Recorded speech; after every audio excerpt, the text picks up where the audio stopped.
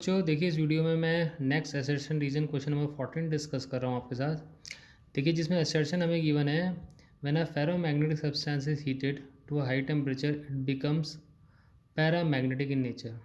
ये बिल्कुल सही बात है। जब किसी हम फेरोमैग्नेटिक सब्सटेंस को हीट करेंगे हाई टेम्परेचर पे तो उसका नेचर चेंज हो जाता है। वो फेरोमैग्नेटिक से किस में कन्वर्ट हो जाता है?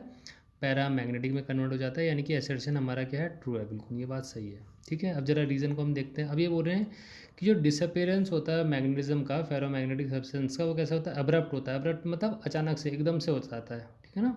और नॉन ग्रेजुअल होता है। जबकि ये बात क्या है? गलत है। ठीक है, ये चीज़ क्या है? फॉल्स है। अब्रप्ट नहीं होता।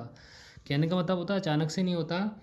जब हम क्या करते हैं, किसी फेरोमैग्नेटिक सब्सटेंस को हीट करते हैं तो धीरे धीरे करके, ठीक है, उसका नेचर धीरे धीरे करके चेंज होता है। मीन्स ग्रेजुअली उसका नेचर चेंज होता है, नॉन ग्रेजुअल नहीं होता। धीरे धीरे करके उसका नेचर चेंज होता है। और जब उसका टेम्परेचर एक सफिशिएंट रेंज में पहुंच जाता है तब वो जाके फेरोमैग्नेटिक से किसमें कन्वर्ट होता है? पैरामैग्नेटिक में। अब जैसे इसको हम एग्जांपल से समझ लेते हैं। जैसे मैं आयरन की बात करूँ तो आयरन का नेचर वैसा सच क्या होता है? फेरोमैग्नेटिज्म होता है, मीन्स फेरोमैग्नेटिक होता है। लेकिन जब हम आयरन को धीरे धीरे करके गर्म करेंगे और उसका टेम्परेचर मान लीजिए धीरे धीरे पहुँचते पहुँचते गर्म होते होते आयरन का टेम्परेचर 1000 केल्विन जब हो जाएगा, तो 1000 केल्विन एक अच्छा सा टेम्परेचर है। ठीक है। तो जब हम आयरन को एक रूम टेम्परेचर से 1000 केल्विन तक ले जाएंगे तो उसमें टाइम लगेगा हमें। तो ऑब्वियस सी बात है, अब्रप्ट प्रोसेस तो होगा नहीं। ठीक है।